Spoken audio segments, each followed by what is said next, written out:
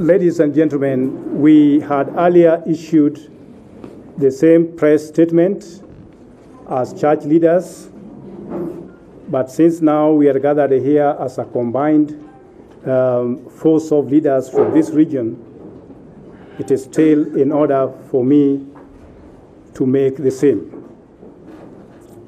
First of all, in our earlier statement, which I'm going to embark on again, we touched on certain fundamental issues. One, regarding the proposed or whatever election which is to come tomorrow. And secondly, on police brutality against our people. We as church leaders from this region, we take into consideration the fact that election was held yesterday and the country was divided. One side of the country went to the polls and they voiced their interest through the poll. Another part of the country chose to stand against the voting. Now, what we say is that all these views or all the decisions which were made by the people of Kenya, they must be respected. For those who voted, let us respect their democratic views. And those who chose not to vote, let us respect their conscience. And we have to congratulate them in as much as we also congratulate those who did not vote. So regarding tomorrow's announced election, which was initially meant only for Nyanza, we had a deep reflection and analysis of the prevailing situation in our country. And what we came to realize is that this decision is tantamount to the following. One, it is not acceptable whatsoever for it borders on subjecting our region to a further state of chaos and police brutality to a level that is not commensurate to the primary objective of the entire electoral process. For Mr. Chibukati to say that he has requested Mr. Boynet, the Inspector General of Police, to assist and ensure that voting takes place tomorrow in Siaya, Kisumu, Homa Bay, and Migori, that is tantamount to licensing the state massacre in the areas aforementioned, because the only language Boynet seems to understand or speak is the language of guns and bullets. And we bind this spirit of bloodshed in the name of God. The people of Nyanza, just like their counterparts in other parts of the country, which are perceived to be opposition zones, have chosen their political direction in a clear and open manner that must be respected and protected. Profiling this region had been institutionalized for a very long time since the history of this country. And we cannot sit back and watch and applaud and only condemn without raising alarm and vehement objection to it. Let the will of the people of this region be respected. Our appeal is that let every presidential candidate be contented with whatever little votes they are bound to get out of this exercise. Now, regarding the brutality of police This has been said over and over again. We spoke about it when people in Bondo were killed. We spoke about it during the August election, general election, and we are still speaking about it. But it appears that those who are wielding power, they are determined to go on a killing spree.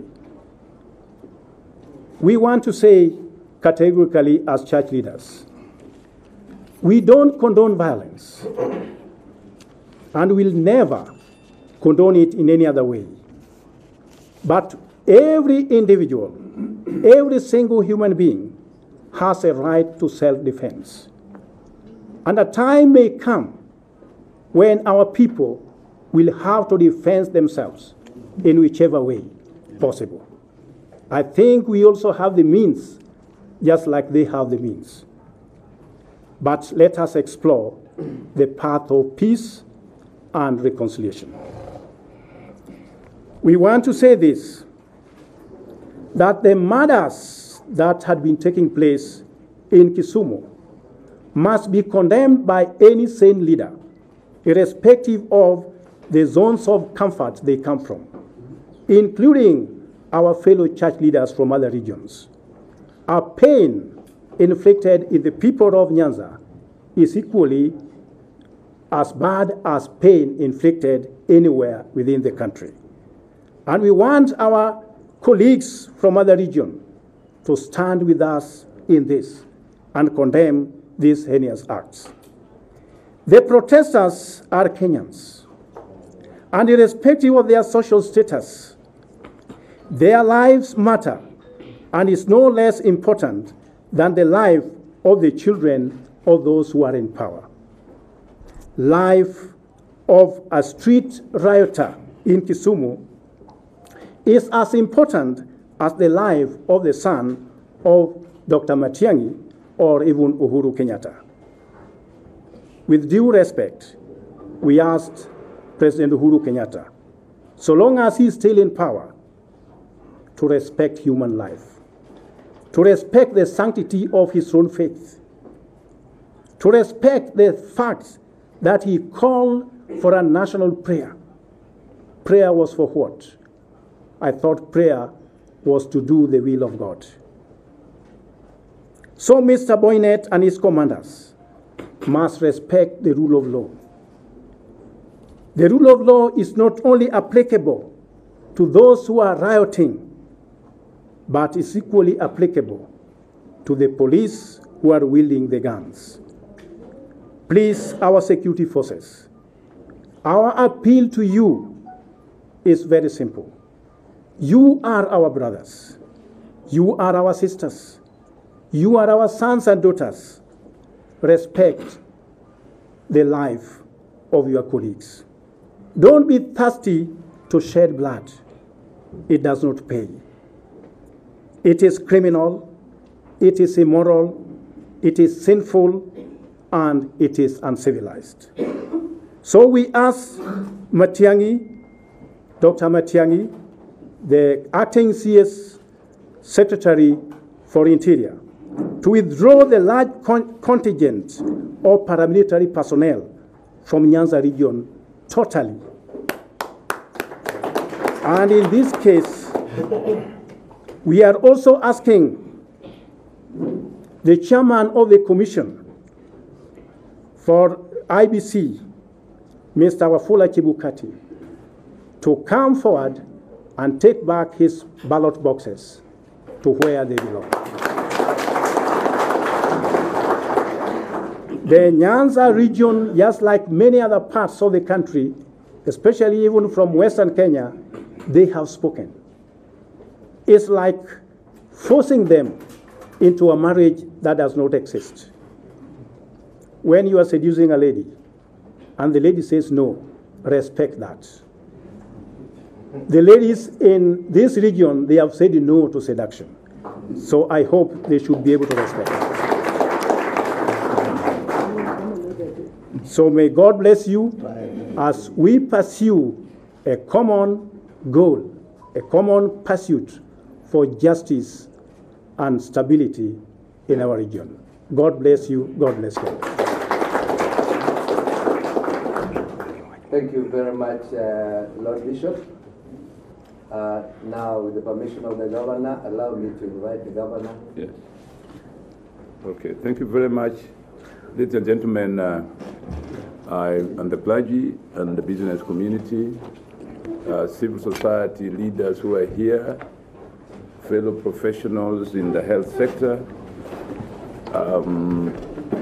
and all honorable members of parliament, honorable members of the county assembly, led by the speaker, Honorable Onyango Olo, and the majority leader, Ken Onyango, Mheshimiwa. We come here today, and as Bishop Moya Biro has said, and Dr.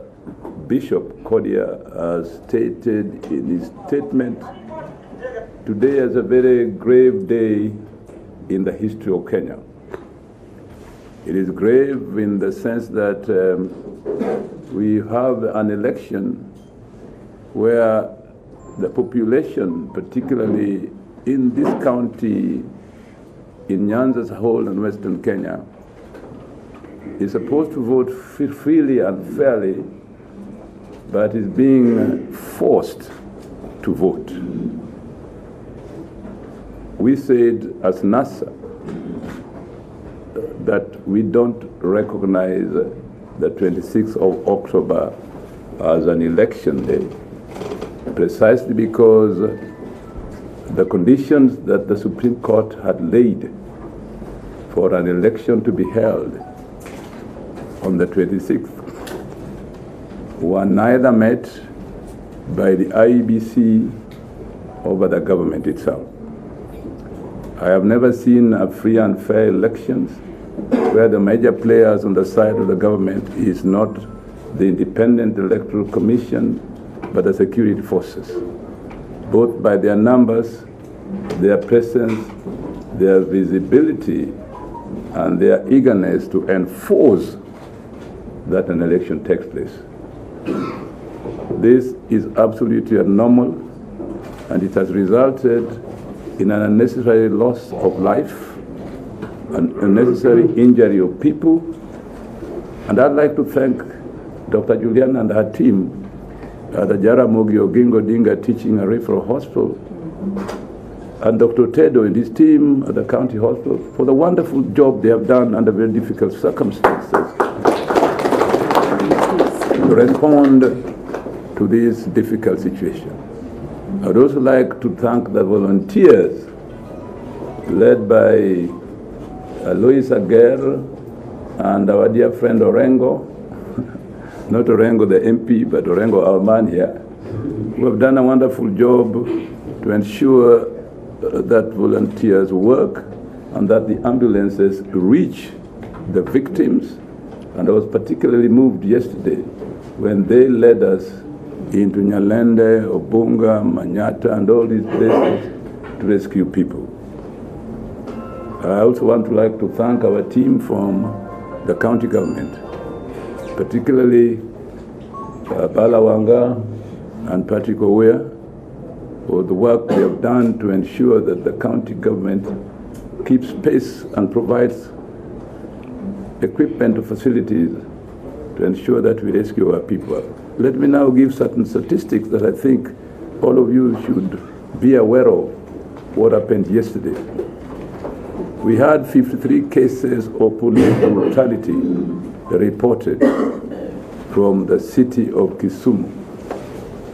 Among these 53 cases of brutality, 3 resulted in deaths. And I'll give the details of those who died.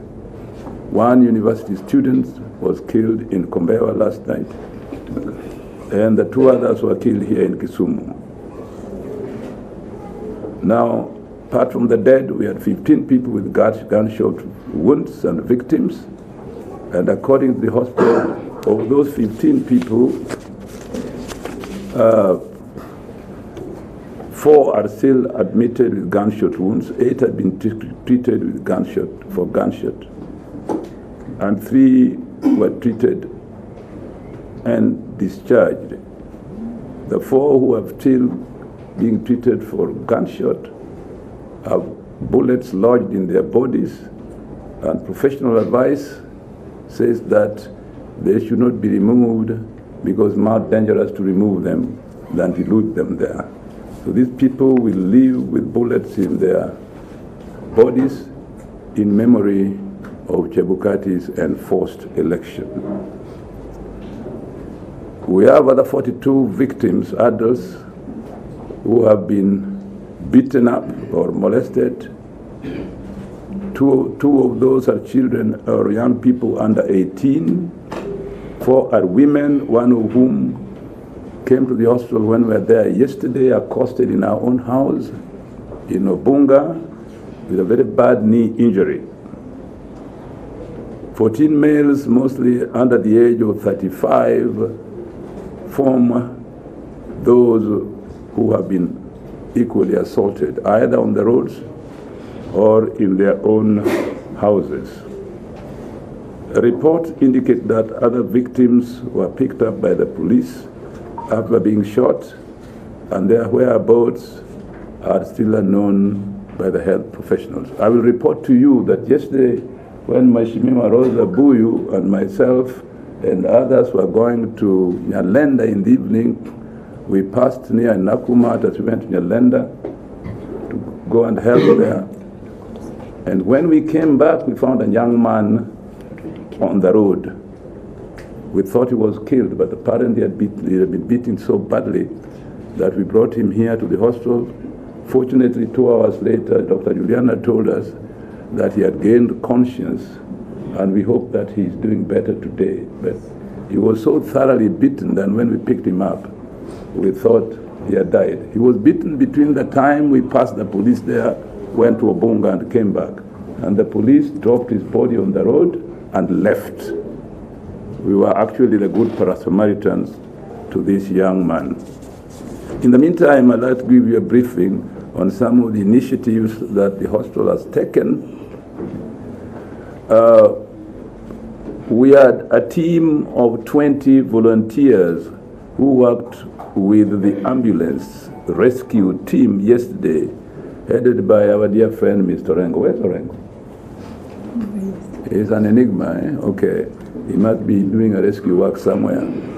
Secondly, we had 2 doctors and 14 nurses working with Juliana, who had volunteers coordinated by Elizabeth Makonnen and Vivian Kobe, assisting 1 medical staff at Jaramogi. As you know, nurses are on strike, so taking care of people is difficult, but voluntary work both by the health professionals, paramedics, and ordinary citizens has really helped us in response to this situation.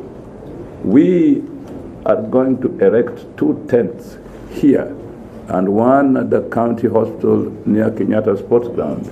Last time we had a tent at Kenyatta Sports Ground, which was an emergency and rescue center, which really helped 171 victims of the police brutality following the August 8th election. This time we're going to have tents here to support the hospital. So anytime you arrive here, or anytime you want to report possible victimization and brutality in your neighborhood, you can come to those tents and you'll be helped. Further, the Jaramogi Oginga Odinga Teaching and Referral Hospital is appealing to all of us to donate blood to victims of police brutality. The hotline numbers, both for donating blood and reporting cases of victimization or cases that need help, are the following. And please note them: 0700 266 255,